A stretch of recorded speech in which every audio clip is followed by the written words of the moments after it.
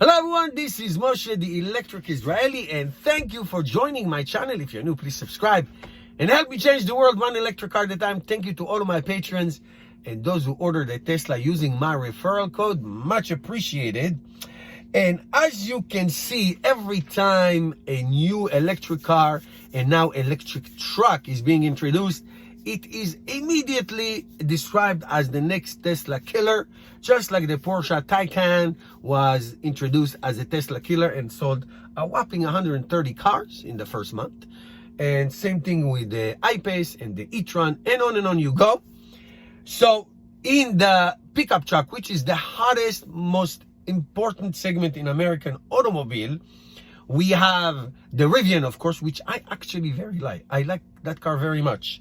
The Rivian and the Bollinger and the F-150, and on you go. So we have a new comer. Actually, let me also mention the Hummer. The GM Hummer is getting resurrected.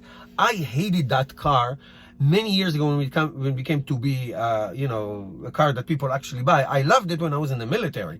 I ride it. It's a military car. A truck, whatever, Jeep, whatever you want to call it. In the military, I really liked it. It's a very good car, very safe. But when it came, it's like this ugly, disgusting gas guzzler. And when we were dependent on foreign oil, I said, we are helping our enemies. Anyway, it doesn't matter. So that is rumored to get an electric version. But here is a Lordstown. Lordstown is a former GM plant that was shut down. I think that's where they made the Chevy Volt, which they don't make it.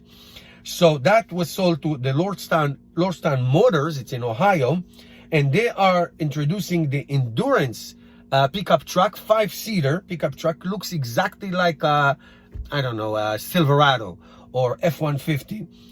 Here is some specs: $52,500 starting price. 250 miles range, 7,500 pounds towing capacity, top speed of 80 miles per hour, 95% charge from 0 to 95% in a half hour to an hour and a half, and a DC fast charger, that depending on the kilowatt hours. It will be introduced this month, January 2020. Deposit of $100 deposit, sounds very familiar from somewhere. And Lordstown factory, Lordstown Motor, have a capacity of building 420,000 trucks a year. Now let me say some stuff. Obviously the 52,000 plus is very high for that range, because the Tesla Cybertruck would be for the same range at 39,000.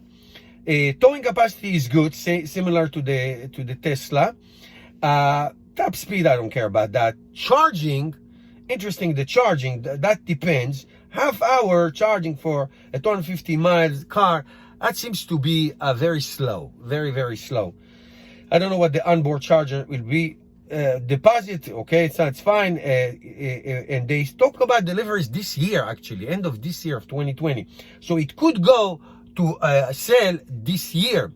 So obviously it's going to beat the Tesla Cybertruck that is going to be sold end of next year. So we got 2 full years to go. I can say something about that. It does look like a regular truck.